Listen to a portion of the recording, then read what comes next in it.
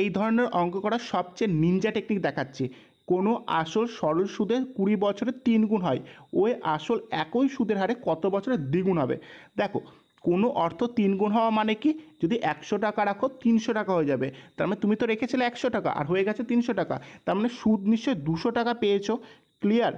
আচ্ছা, এটা এই 200 টাকা সুদ পেতে তোমার কত বছর টাইম লেগেছে? 20 বছর টাইম লেগেছে।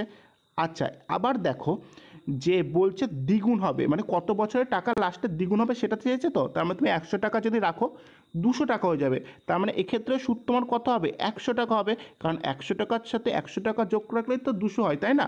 তাহলে এই 100 টাকা যদি করতে হয়, মানে সুদ করতে হয়, তাহলে কত বছর সময় লাগবে তোমার সেটাই বের করতে হবে।